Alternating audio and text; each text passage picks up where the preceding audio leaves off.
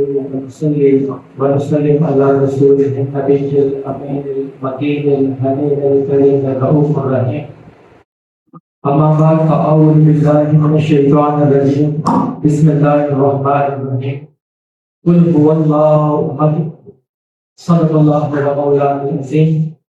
اللہ تبارک تعالیٰ کا لاکھ لاکھ شکر ہے کہ جس نے ہمیں نعمت ایمان عطا فرمائی اور ہم سب کو حضور نبی کرم صلی اللہ علیہ وآلہ وسلم کی امت کا پیدا فرمایا. ہماری خوش قسمتی ہے کہ اگلا مہینہ جو ربیع الاول کا شروع ہوگا حضور نبی کرم صلی اللہ علیہ وآلہ وسلم کی پیدائش کے بعد 1500 سال مکمل ہوں گے. 1500 سالہ جشن عید میلاد النبی منایا جائے گا. اللہ تبارک تعالیٰ سے دعا ہے کہ اللہ تبارک تعالیٰ ہمیں حضور نبی کرم صلی اللہ علیہ وآلہ وسلم کی عظمتیں اور شانیں بیان کرنے کی توفیق عطا فرمائے اور حضور نبی کرم صلی اللہ علیہ وآلہ وسلم کی تعلیمات پر عمل پیرا ہونے کی اللہ پاک ہمیں توفیق عطا فرمائے. جس آیت کریمہ کی میں نے تلاوت کی سورہ اخلاص کی جو پہلی آیت ہے قل هو اللہ احد. اللہ پاک نے فرمایا میرے حبیب آپ فرما دیجئے هو اللہ احد، وہ اللہ ہے جو یکتا ہے. اسی پر آج کی گفتگو ہوگی. اللہ تبارک تعالیٰ ہمیں بیان کرنے کی توفیق عطا فرمائے اور جو کچھ بیان ہوگا اس پر ہمیں عمل کرنے کی توفیق عطا فرمائے.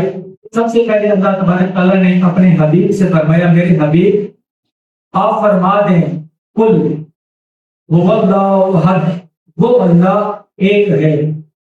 اللہ تبارک تعالیٰ نے اپنے ایک ہونے کی خبر دینی تھی تو اس کے لیے اللہ تبارک تعالیٰ نے حضور نبی کرم صلی اللہ علیہ وآلہ وسلم کی ذات اقدس کو منتخب فرمایا اور فرمایا کہ اے میرے حبیب ہم یہ چاہتے ہیں کہ یہ جو توحید کا مضمون ہے یہ اتنا بلند ہے، ہم یہ چاہتے ہیں کہ تیری زبان استعمال ہو اور تو میری توحید کی خبر لوگوں کو دے.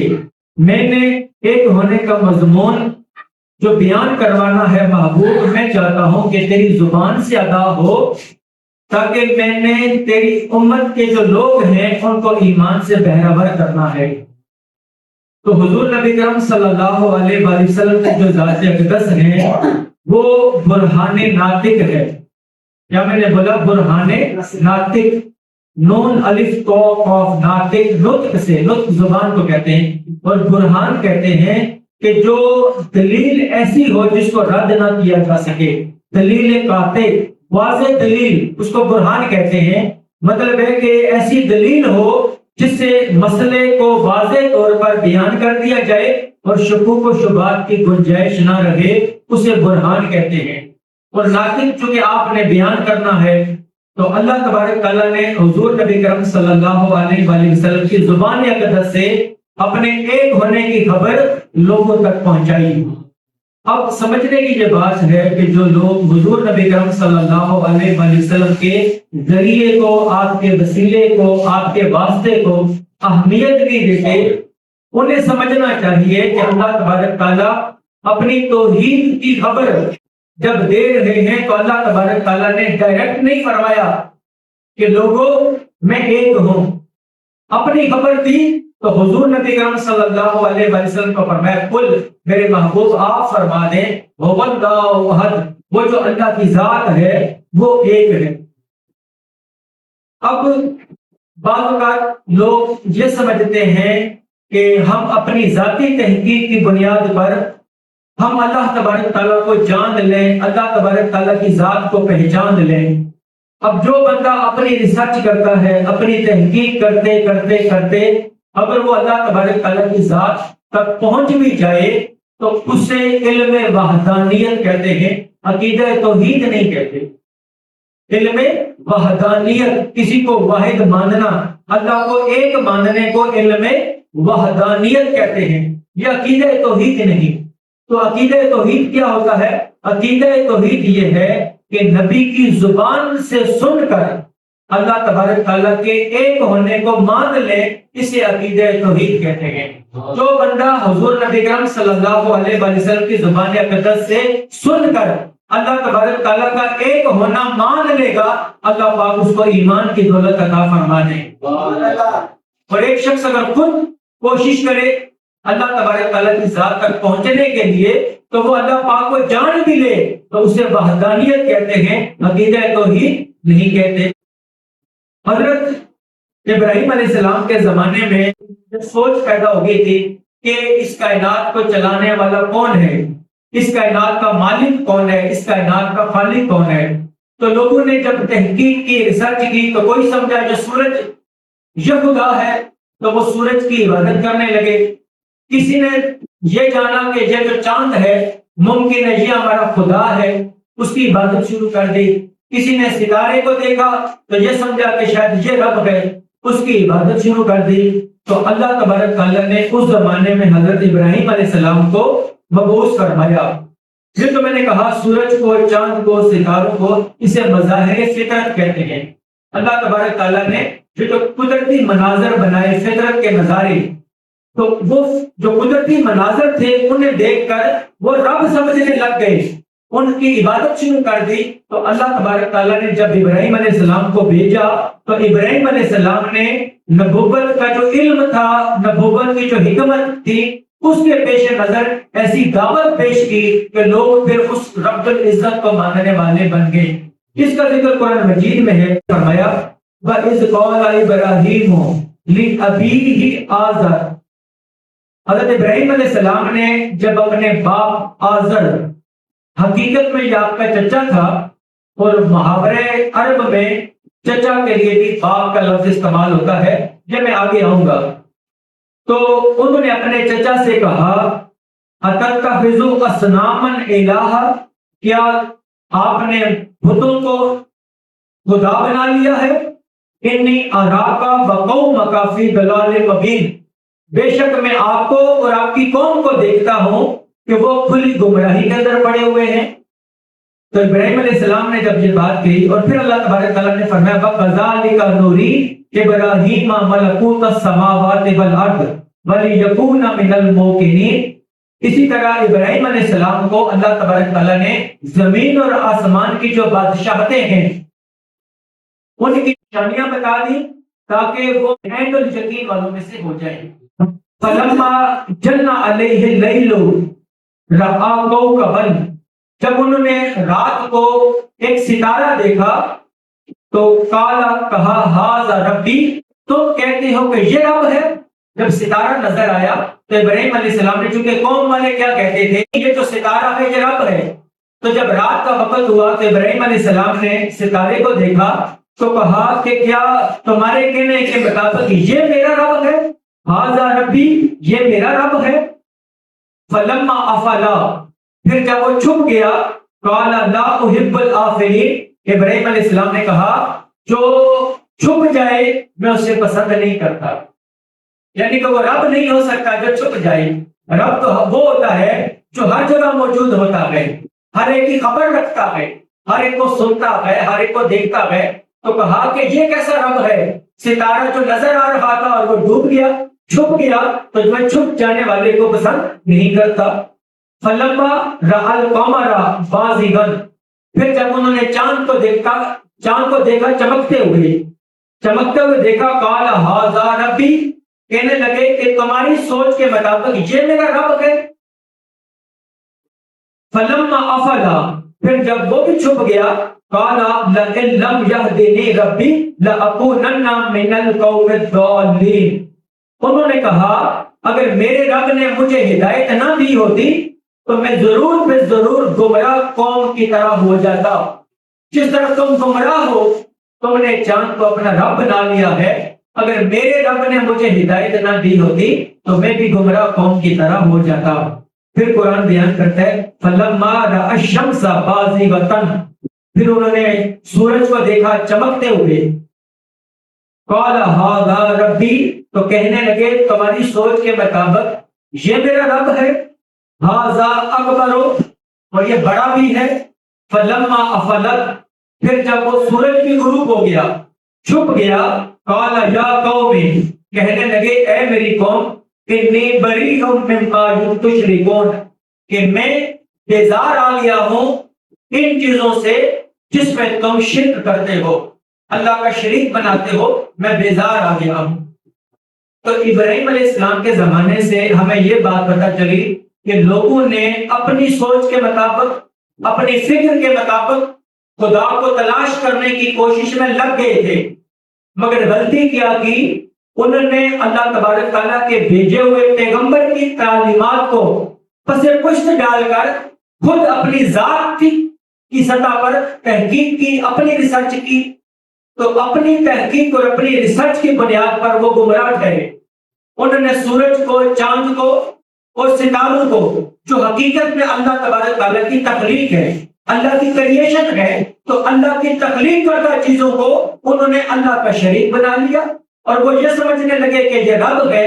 تو ابراہیم علیہ السلام نے کتنی خوبصورتی کے ساتھ یہ بات کہی کہ وہ ستارہ کیا تمہارے کہنے کے مطابق یہ رب ہے؟ وہ چھپ گیا، کہا جو چھپ جائے میں سے پسند نہیں کرتا. پھر چاند غروب ہو گیا، کہتے ہیں کہ جو چھپ جائے وہ رب کیسے ہو سکتا ہے. سورج غروب ہو گیا، جو غروب ہو جائے وہ رب کیسا ہوتا ہے. رب تو وہ ہوتا ہے جو ہمیشہ طلوع ہوتا ہے، جو ہمیشہ سب کے سامنے.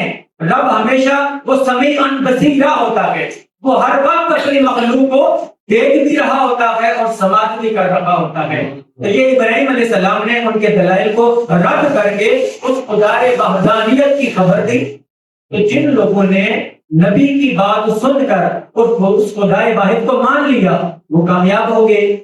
اسی طرح ایک اور ذکر آتا ہے جب یعقوب علیہ السلام کی موت کا وقت آیا، موت کے قریب تھے، جو سورہ البقرہ کی آیت نمبر 133 ہے.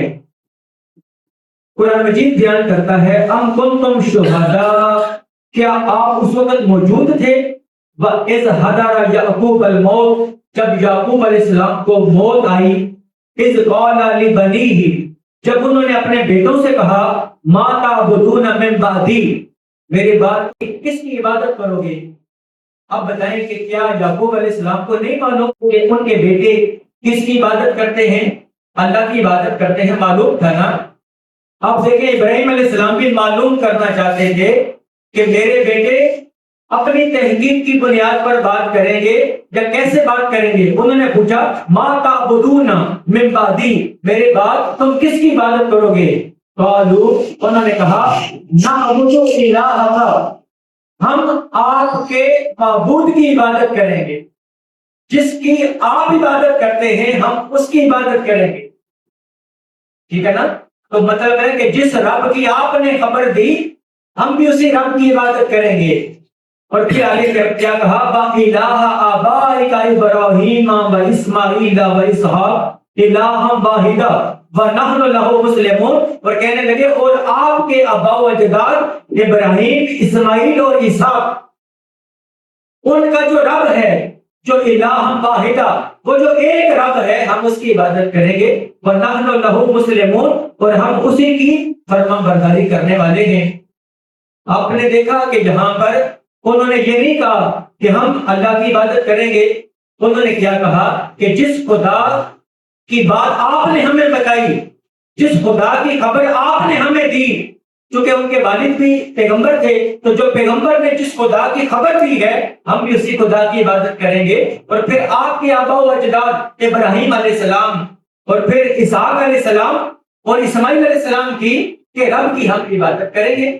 تو یہاں سے بھی نقطہ پتہ چلا کہ ان کے بیٹوں نے بھی اپنی تحقیق کا جواب نہیں دیا، بلکہ کہا کہ جس خدا کی خبر آپ نے دی ہے ہم اس کی عبادت کریں گے. یہاں میں ایک جواب دے دوں، وہاں پر جو آزر کی بات آئی تھی، کچھ لوگ کہتے ہیں کہ قال ابراہیم لابیہ آزر، کہ ابراہیم علیہ السلام نے کہا کہ اپنے باپ آزر سے، لابیہ، اب اسی سے ابا یا ابو کہتے ہیں نا والد کو، اب تو لابیہ آزر، تو یہاں ترجمہ کر دیا اپنے باپ آزر. اب ہمارا اہل سنت والجماعت کا یہ عقیدہ ہے کہ ابراہیم علیہ السلام کے والد یہ آزر نہیں تھے. ابراہیم علیہ السلام کے والد کا نام تاریخ کی کتابوں میں، تفسیر کی کتابوں میں طارق آتا ہے، تا الف را خا، طارق. یہ جو آزر تھا یہ ابراہیم علیہ السلام کا چچا تھا جو بت فروش تھا، جو مشرک تھا۔ اب یہاں پر جو لی ابی ہی کا لفظ آیا ہے، اس میں علامہ علوسی تفسیر روح المعانی میں بیان کرتے ہیں کہ جس کی موت، اگر کسی بندے کی موت کفر اور شرک پر آ جائے تو اس کے لیے بخشش کی دعا نہیں کی جا سکتی۔ ایسے ہی نا یہ عقیدہ ہے کہ جس کی موت کفر اور شرک پر آئے اس کے لیے مغفرت اور بخشش کی دعا نہیں کر سکتے۔ اگر یہ بات 2 منٹ کے لیے مان لیں کہ حاضر ابراہیم علیہ السلام کے والد ہیں، باپ ہے، تو جب خانہ کعبہ کی تعمیر ہو چکی تو ابراہیم علیہ السلام نے کیا دعا مانگی؟ رب اجعلنی مقیم الصلاۃ، اے باری تعالیٰ مجھے نماز قائم کرنے والا بنا دے، ومن ذریتی، اور میری اولاد کو بھی نماز قائم کرنے والا بنا دے، ومن ذریتی، ربنا وتقبل دعا، اے باری تعالیٰ میری دعا کو قبول فرما، ربنا اغفر لی ولوالدی، ربنا اغفر لی، باری تعالیٰ مجھے بخش دے، ولوالدی، اور میرے والدین کو بخش دے، وللمؤمنین یوم یقوم الحساب، اور مومنین کو بھی بخش دینا جس دن حساب قائم کیا جائے گا۔ اب دیکھیں کہ ابراہیم علیہ السلام کی کتنی پیاری دعا ہم نماز میں پڑھتے ہیں۔ آپ نے ترجمے کے ساتھ کوشش کیا کریں، میں دیکھیں آپ کے سامنے میں کس طرح ترجمہ کر رہا ہوں، عربی ٹیکسٹ سے ترجمہ کرنے کی صلاحیت پیدا کریں۔ تو جب نماز کے اندر آپ نماز پڑھیں گے، خیال میں کہ رکھیں گے کہ اللہ تبارک تعالیٰ سے میں کیا دعا مانگ رہا ہوں، تو پھر نماز کی لذت بڑھ جاتی ہے، نماز کے اندر یکسوئی بڑھ جاتی ہے۔ اللہ تبارک تعالیٰ کے حضور میں حاضری کا پھر مزہ ہی اپنا ہوتا ہے کہ ہم اللہ کے حضور الفاظ کیا استعمال کر رہے ہیں، التجائیں کیا کر رہے ہیں، دعائیں کیا کر رہے ہیں۔ تو میں نے آپ سے کہا کہ اگر کسی کی موت کفر اور شرک پر آئے تو اس کے لیے مغفرت کی دعا نہیں کر سکتے، اور یہ اللہ کے نبی ہیں، شریعت کو ان سے زیادہ جاننے والا کون ہے، اور وہ اپنے والدین کے لیے دعا کر رہے ہیں باری تعالیٰ میرے والدین کو بخش دینا۔ اس سے ثابت ہو گیا کہ یہ جو آزر ہے یہ ابراہیم علیہ السلام کے والد نہیں بلکہ یہ ابراہیم علیہ السلام کا چچا تھا۔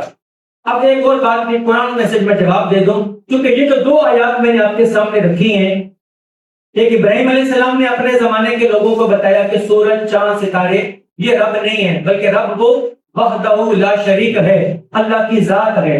اور ایک میں نے یہ آیت پڑھی سورہ البقرہ کی آیت نمبر 133 جس میں یعقوب علیہ السلام اپنا بیٹوں سے کہتے ہیں کہ میرے بعد تم کس کی عبادت کرو گے؟ تو انہوں نے کہا کہ ہم آپ کے رب کی عبادت کریں گے اور آپ کے آباء و اجداد کے رب کی عبادت کریں گے۔ اب 2 آیات کے اندر ایک تو مضمون کا ربط یہ ہے جو ایک نقطہ میں نے ثابت کیا کہ اللہ تبارک تعالیٰ کی ذات کو اپنی تحقیق، اپنی ریسرچ، اپنی عقل سے اگر ہم کھوجنے کی کوشش کریں گے تو ہم ٹھوکر کھا جائیں گے، اور وہ جو علم ہوگا اسے وحدانیت کہتے ہیں، علم توحید نہیں کہتے، اور نہ ایمان کی دولت اللہ پاک اس بندے کو عطا کرے گا نبوت اور رسالت کے واسطے کے بغیر، اگر وہ ذاتی علم کی بنیاد پر خدا کو تلاش کرتا ہے۔ اور اگر ایک شخص وہ ہے جس کے پاس علم کچھ بھی نہ ہو، وہ فقط نبی کے کہنے پر رب کا ایک ہونا مان لے گا، اللہ تبارک تعالیٰ اس کو عقیدہ توحید بھی عطا کرے گا اور ایمان کی دولت بھی عطا کر دے گا۔ اب یہ نبی کا کتنا عمل دخل ہے ہمارے دین کے اندر۔ تو لوگ کس طرح کہہ دیتے ہیں کہ ہمیں وسیلے کی ضرورت نہیں، ہمیں کسی ذریعے کی ضرورت نہیں۔ بھئی آپ آقا علیہ الصلوۃ والسلام کے واسطے کے بغیر ایک قدم نہیں رکھ سکتے۔ ہمیں قرآن کس نے دیا؟ نبی نے دیا۔ نماز کا طریقہ کس نے بتایا؟ نبی نے بتایا۔ روزہ رکھنے کا طریقہ کس نے بتایا؟ نبی نے بتایا۔ عمرہ اور حج کرنا ہے کس نے بتایا؟ نبی نے بتایا۔ سونے کا طریقہ، اٹھنے کا طریقہ، مسجد میں داخل ہونے کا طریقہ، مسجد سے نکلنے کا طریقہ، بیت الخلاء میں جانے کا طریقہ، کھانا کھانے کا طریقہ، جو چیز بھی دین کے اندر ہم نے سیکھی وہ نبی پاک صلی اللہ علیہ وسلم نے ہمیں وہ عطا کی ہے۔ قرآن ہمیں حضور نے عطا کیا، حدیث ہمیں حضور نے عطا کی، ٹھیک ہے نا؟ تو کوئی ایک بات بھی کیا نبی کے بغیر اللہ پاک نے کسی کو عطا کی ہے؟ تو پھر کوئی شخص وسیلے کا انکار کر دے تو ایک تو 2 آیات کے اندر یہ مشترک چیز ہے، اور دوسری مشترک چیز یہ تھی کہ یہاں ابھی کا جو لفظ آیا آزر کے لیے، اب وہاں دیکھیں کہ وہاں یعقوب علیہ السلام کے بیٹے کیا کہتے ہیں، آپ اس نقطے کو سمجھنا ہے، میں اس کے بعد اپنی بات کو ختم کر دوں گا، کافی ٹائم ہو گیا۔ ابراہیم علیہ السلام کے بیٹوں نے کہا نعبدو، ہم عبادت کریں گے الہ کا، آپ کے معبود کی۔ اب سمجھنا ہے کہ یعقوب علیہ السلام کے بیٹے یوسف علیہ السلام اور باقی جو بیٹے ہیں یہ کہہ رہے ہیں یعقوب علیہ السلام کو ہم آپ کے معبود کی عبادت کریں گے. یہاں یعقوب علیہ السلام آگے اور پھر فرمایا وَإِلَٰهَ آبَائِكَ، آبا پھر لفظ آیا آپ کے آبا و اجداد، آبا باپ دادا، آبا و اجداد میں کہا ابراہیم و اسماعیل و اسحاق. اب آپ بتائیں یعقوب علیہ السلام کے والد کا کیا نام ہے؟ یعقوب علیہ السلام کے والد کا نام اسحاق ہے نا، اسحاق علیہ السلام. تو اسحاق علیہ السلام تو ہو گئے دادا یعقوب علیہ السلام کے بچوں کے. تو باپ کون ہو گئے؟ یعقوب علیہ السلام. دادا کون ہو گئے؟ اسحاق علیہ السلام. اور پردادا کون ہو گئے؟ ابراہیم علیہ السلام. تو آپ بتائیں اسماعیل علیہ السلام حضرت ہاجرہ سے ہیں. ابراہیم علیہ السلام نے کتنی شادیاں کی تھی؟ 2. ایک شادی حضرت ہاجرہ رضی اللہ عنہا سے، ان کے بیٹے کا کیا نام ہے؟ اسماعیل علیہ السلام. دوسری شادی ابراہیم علیہ السلام کی تھی سارا، ان کے بیٹے کا نام ہے اسحاق علیہ السلام. تو اسحاق علیہ السلام کے بیٹے کون ہیں؟ یعقوب علیہ السلام. تو یعقوب علیہ السلام اپنے بیٹوں سے کہہ رہے ہیں کہ میرے بعد کس کی عبادت کرو گے؟ تو یعقوب علیہ السلام کے چچا کون ہوئے؟ اسماعیل علیہ السلام. اسماعیل علیہ السلام چچا ہیں. تو یہاں کیا بات ہوئی؟ وَإِلَٰهَ آبَائِكَ إِبْرَاهِيمَ وَإِسْمَاعِيلَ وَإِسْحَاقَ. جہاں اسماعیل علیہ السلام کی بات آ رہی ہے اور وہ کہہ رہے ہیں ہم آپ کے آبا و اجداد کے معبود کی عبادت کریں گے. تو آبا و اجداد میں کس کا نام آ گیا؟ اسماعیل علیہ السلام. اور اسماعیل علیہ السلام کون ہے؟ یہ یعقوب علیہ السلام کے چچا ہیں. تو یعقوب علیہ السلام کے چچا کے لیے بھی آبا کا لفظ استعمال ہوا. آپ کو لوگ کہیں گے یہاں آزر کے ساتھ لی ابھی ہی باپ کی بات آئی ہے، آپ کہیں گے کہ باپ چچا کو بھی کہہ سکتے ہیں. تو دلیل کیا ہے یہاں پر کہ اسحاق علیہ السلام یعقوب علیہ السلام کے والد ہیں اور اسماعیل علیہ السلام کیا ہے؟ یعقوب علیہ السلام کے چچا ہے. تو چچا کے لیے بھی لی ابی کا لفظ استعمال ہوا ہے. چونکہ میں نے کہا تھا کہ میں اس پر اختتام کر دوں گا، تو آج صرف ہم نے اتنا نقطہ سمجھا ہے کہ اللہ تبارک تعالیٰ نے جب اپنی وحدانیت کی خبر لوگوں تک پہنچانی تھی، اپنے ایک ہونے کی خبر بتانی تھی، تو اللہ تبارک تعالیٰ نے اپنے محبوب سے کہا قل هو اللہ احد، میرے حبیب آپ فرما دیں کہ وہ اللہ ہے جو یکتا ہے، کہ جو بندہ نبی کے کہنے پر رب کو ایک مانے گا اس کا عقیدہ توحید ہوگا اور اس کو ایمان کی دولت عطا کی جائے گی. اور جو لوگ اپنی ریسرچ اور اپنی تحقیق سے اللہ تک پہنچنے، خدا تک پہنچنے کی کوشش کریں گے، وہ علم وحدانیت تو کہلائے گا مگر نہ علم توحید کہلائے گا اور نہ اس کو ایمان کی دولت عطا کی جائے گی. اللہ تبارک تعالیٰ نے اپنے حبیب کو کتنا بلند مقام عطا کیا ہے کہ نبی کے واسطے کے بغیر اللہ تبارک تعالیٰ نہ کسی کو عقیدہ توحید عطا کرتے ہیں اور نہ ایمان کی دولت عطا کرتے ہیں. آج کے زمانے میں جو ہم رہ رہے ہیں کافی لوگ عقیدہ توحید کی بات کرتے ہیں مگر وہ رسالت کو اتنی اہمیت نہیں دیتے.